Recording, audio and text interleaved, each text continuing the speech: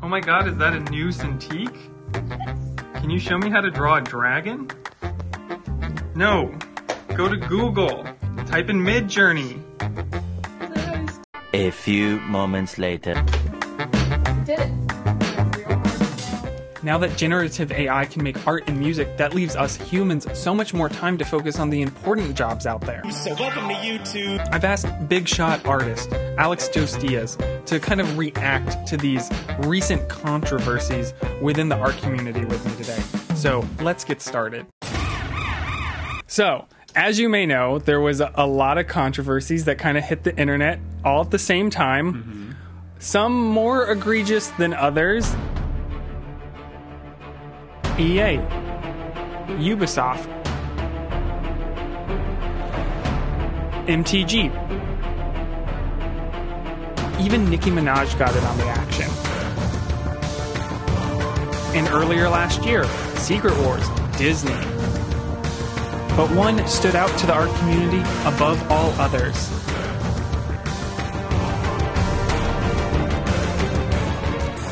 And that was Wacom. They promoted one of their drawing tablets with some questionable art, an illustration that didn't quite look like it could be drawn with a drawing tablet. It was very quickly called out to be AI art. They then released a public apology after deleting their initial social media posts and claimed that it was a third party that they had gotten the art from, and claiming that the third party had told them that it was not AI art, and also saying that they had done certain checks to confirm that it was not AI, which clearly is not necessarily accurate.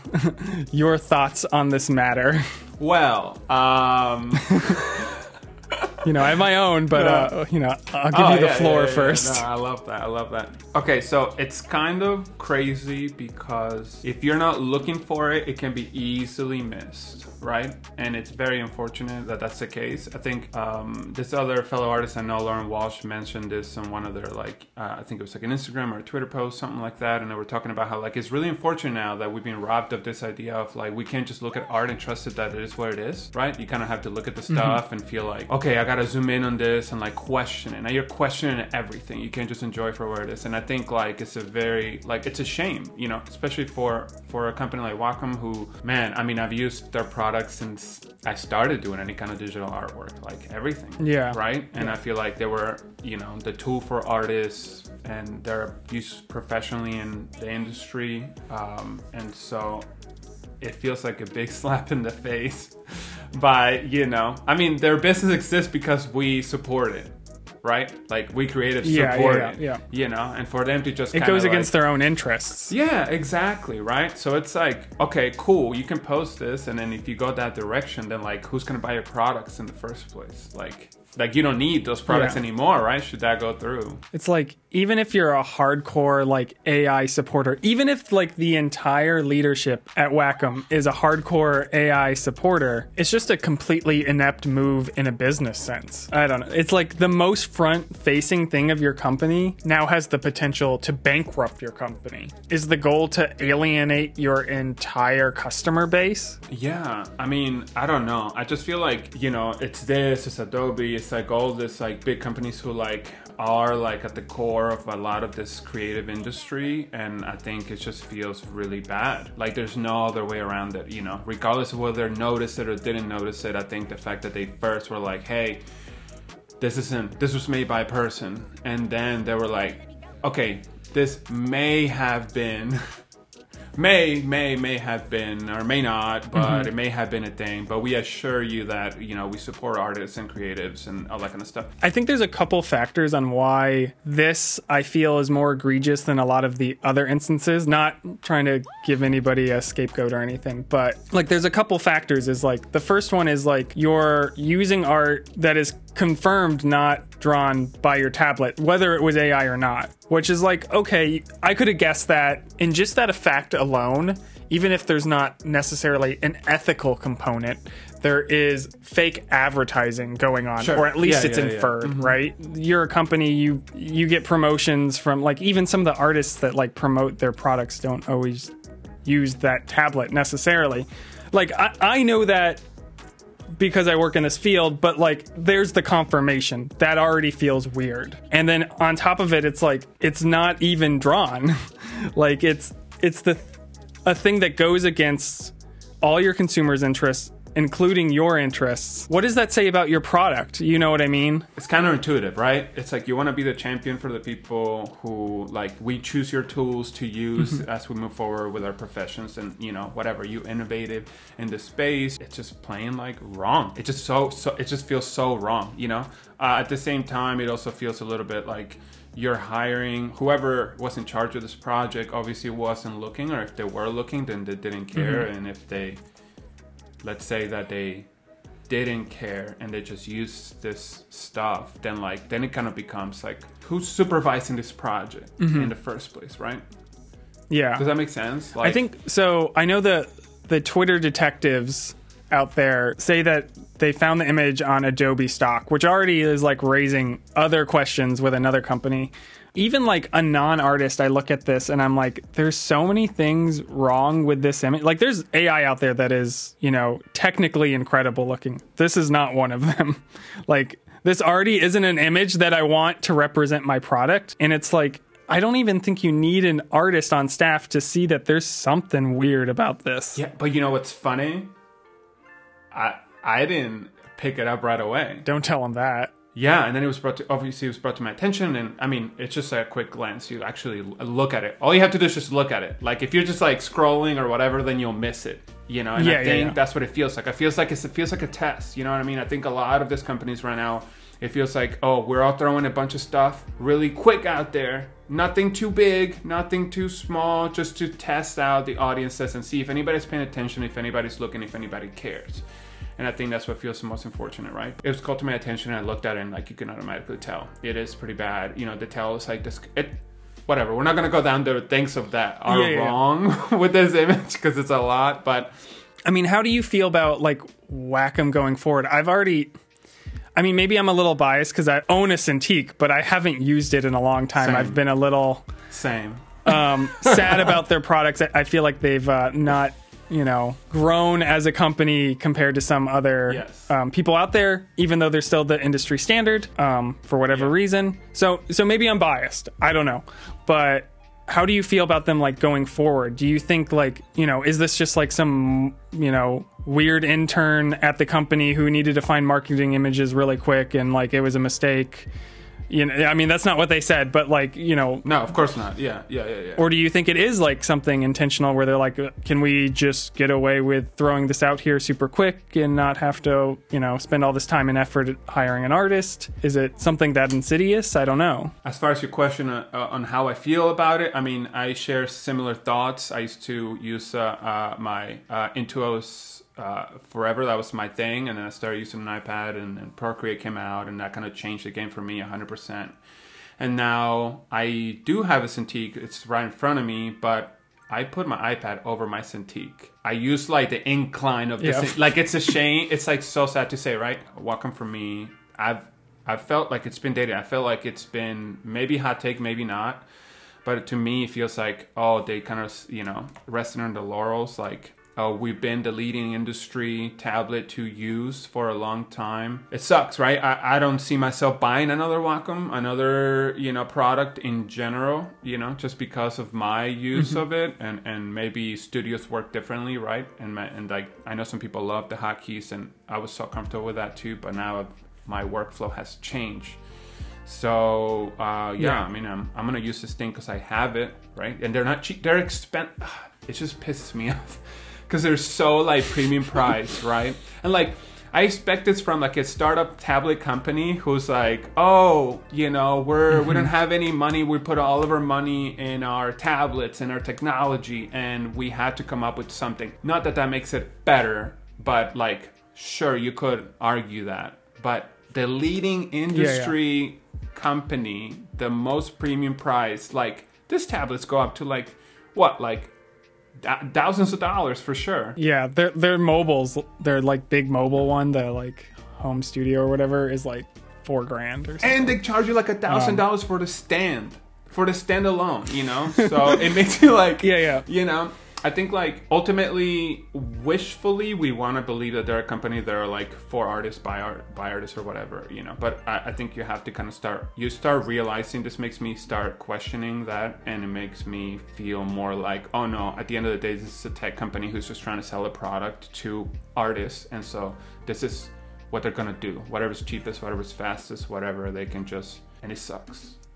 As also like an iPad person, like I feel like the iPad's been out like a fraction of the time Wacom has been a company, and like it's not even made, like its intended use is not for what we use it for, and I feel like it's already like farther ahead than the majority of the like Cintiqs out there. Obviously that's just my opinion. I agree. That's what I mean. I think like it really, when I grab Procreate, when I use Procreate on the iPad, it very much feels like artists had a touch in this. Like some artists had their hand at it, and then it was like the practicality comes so natural to me that it's like we're speaking the same language. But when I get into Wacom, it also almost feels like Photoshop, how Photoshop was never intended to be for painting, and then we used it for painting, right? But it has a million other functions that are unnecessary to me, right? And like not useful. And now it has, you know, type your word in here and it will generate a perfect image for you too. So like, yeah, that doesn't help. For me, I think I'm going to stay away from Wacom for a very long time for a multitude of reasons, not just because of this controversy. There are plenty of comparable drawing tablets and display tablets out there that I would definitely recommend you guys doing some research on. They're much cheaper and very comparable out there. Wacom has been falling behind for a long time, and even though they're industry standard, that doesn't necessarily mean that they're delivering the best product out there. So I would keep these things in mind if you're on the market for a drawing tablet. So Wizards of the Coast landed themselves in another controversy promoting some of their new card art. However, it wasn't the art on the cards that was necessarily the issue, it was actually the setting. Apparently, the background of this promotional image was quickly called out to be AI online, and Wizards initially denied that it was created by Generative AI, and then later retracted that, deleted their post, and kind of made a public apology, saying that it was a third-party vendor that had provided the images, and that they were unaware of how the initial images were created, and that they vowed to do better in the future.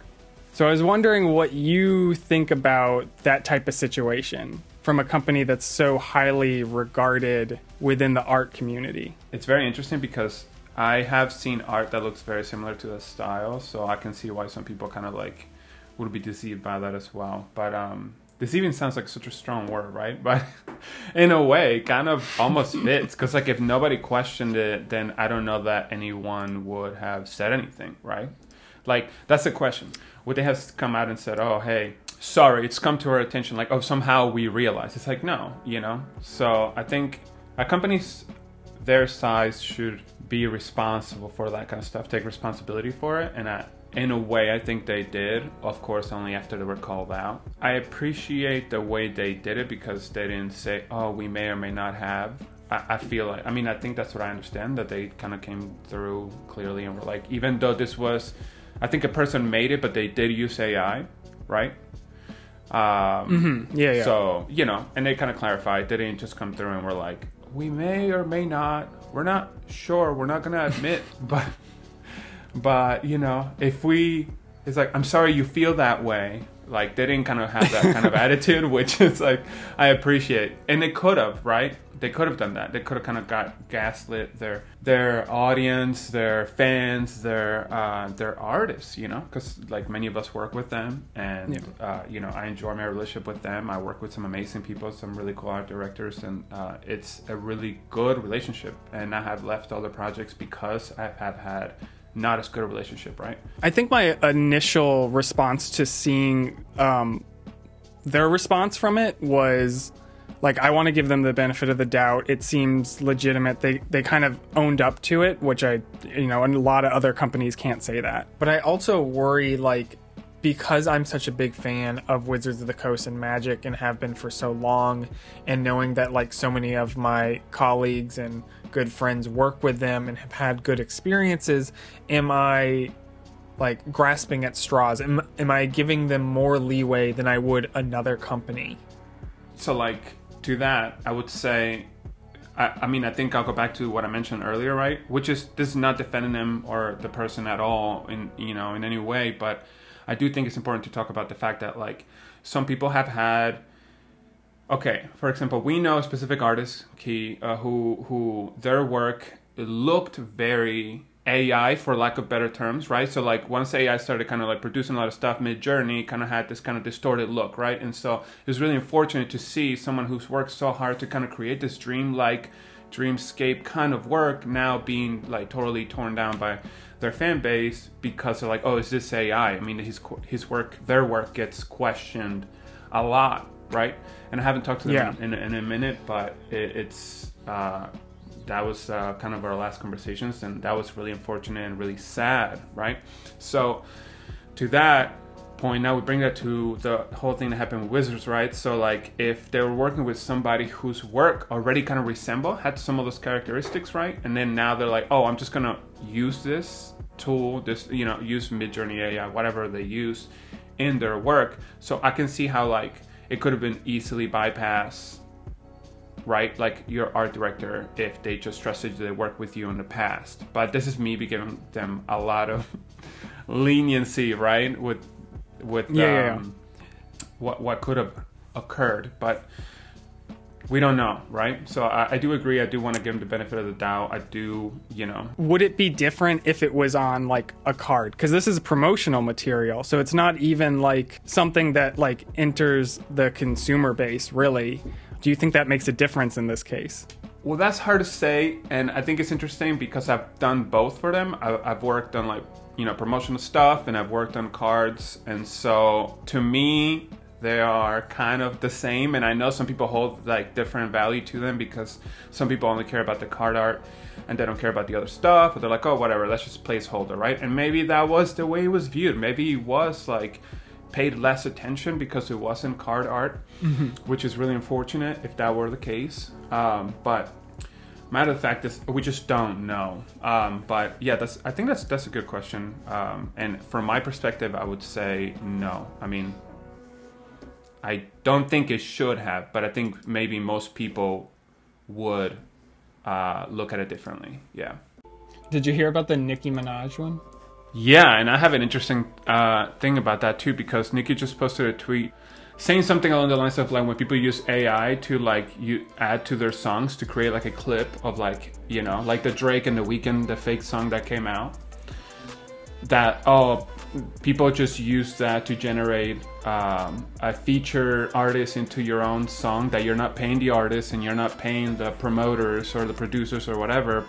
It seems very two-faced. Yeah. It's weird coming from one of the like the biggest creators, like, or one of the most popular creators right now, to utilize AI so blatantly and like unforgivingly. Like I kind of went down the rabbit hole looking at like the comments and stuff. Yeah. And she was responding to people kind of like just like throwing it back into their face.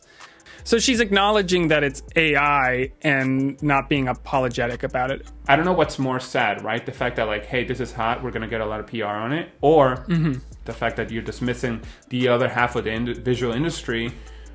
But if it happens to music, then you care. Then, yeah, it just sucks. Again. Yeah. So, okay.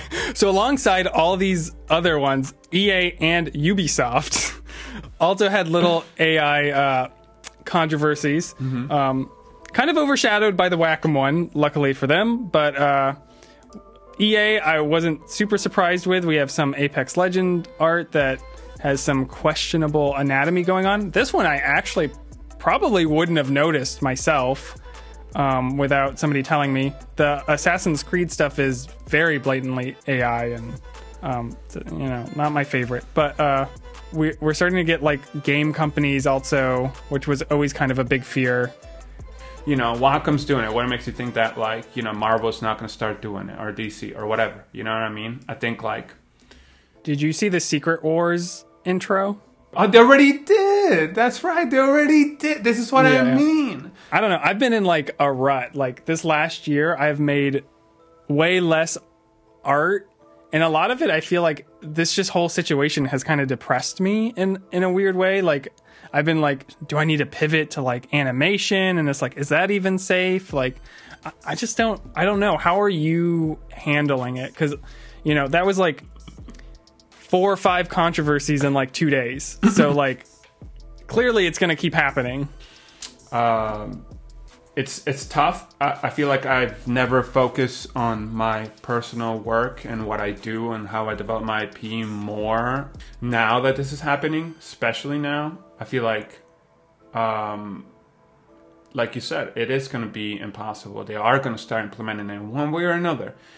I think it's going to be really hard without like serious legislation. And I know we've already seen people kind of, you know, I know like Carla Ortiz and a handful of others have already been like in front of Congress, but you know, we don't really know where things are going to land legally. Obviously the writer's strike and the actor's strike, a big factor of that was AI, and they made pretty big means with the, you know, with the studios on that, which was great to see. But, you know, freelance artists don't really have a real union. So I think, you know, we're a bit more susceptible to, you know, being taken advantage of. And I think we're seeing that across the board. I know you touched on this a bit earlier about like, I know some of the arguments, like playing devil's advocate or whatever, are like, you're going to get left behind. And like, you know, there are people in the community who, you know, are embracing AI. What are your like feelings on those members of our, you know, our peer group or whatever? Yeah, it's interesting, right? Because it could be very like a polarizing thing. I actually had a talk recently with a friend, and he is using some of it in his process, you know. In their situation, they're the person who I was talking about, that they're being handed concepts that are already like AI pre-made too, right? So it kind of makes it like very difficult for them to like opt out of it when like whoever they're working with is already using that technology.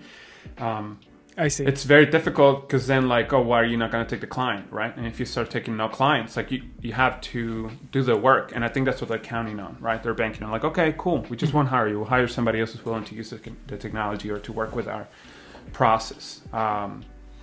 So yeah, I don't know. I don't know how to feel about it, but I also don't want to project my feeling about it onto others, right? Personally, I don't want to use it. Personally, we have played with it before. There's videos of like, you know, when I was doing stuff with Tim and stuff, and we'll just come up with like some AI thing and then we'll do a drawing based out of it, right? And that was fun then, you know what I mean?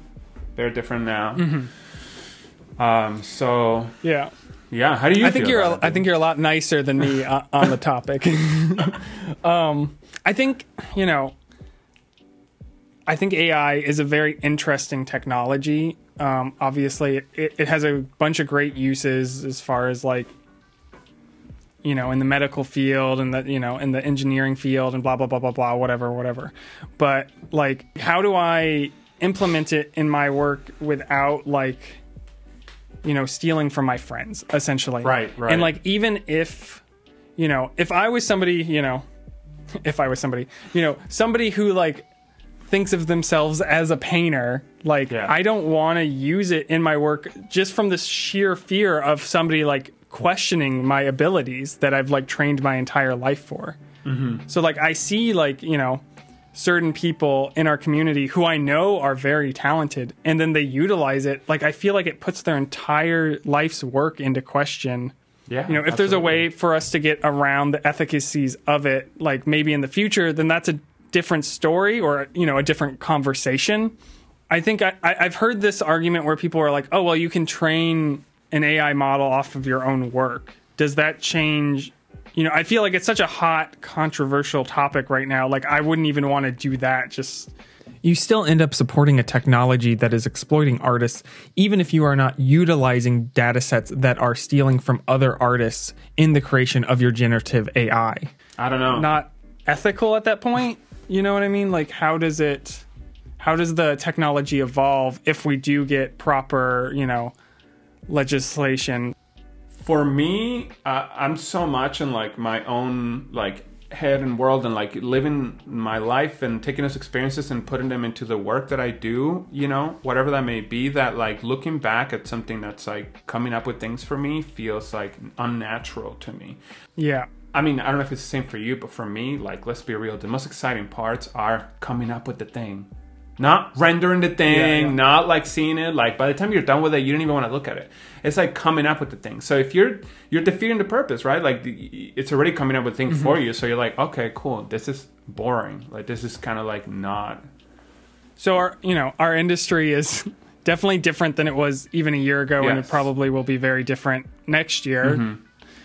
Like I've got a question for you. Okay. If you were a student right now, no, but not you entered college. Nope. I'm going to do it. Nope, don't do it. You don't have to answer it, but I'm going to ask it. Okay. You entered college before AI, exploded, and then it's all happened, and you're like a junior now or whatever. I mean, like, if I was in that situation, I was a junior in like art school right now. The merits of art school is another conversation, but whatever. Should I be pivoting? Should I just like keep the course? Should I just be like, you know what I mean? Yeah. I think that the main question or the main like topic hasn't changed. I don't know what the job placement, I don't know what the industry is gonna be offering in the next 5-10 years, right?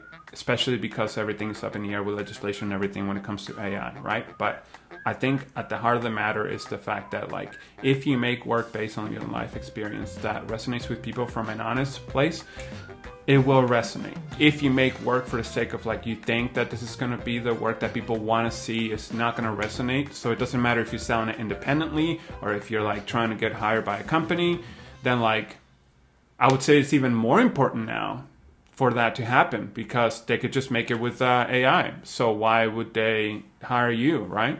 What do you have that's like different? Oh, see, you're so hopeful. Fuck. God damn it. It's like, in a way, I'm understanding like what this thing is doing to us, but in another way, I also think that remains. I mean, fuck, like if I don't have that, then what else do I have? Like, why am I continuing to do this thing? You know? Man, next time I'm sad, I'm going to call you for a pep talk. God damn it. Call me. Earlier last year, the Copyright Office within the United States declared that AI images could not be copyrighted.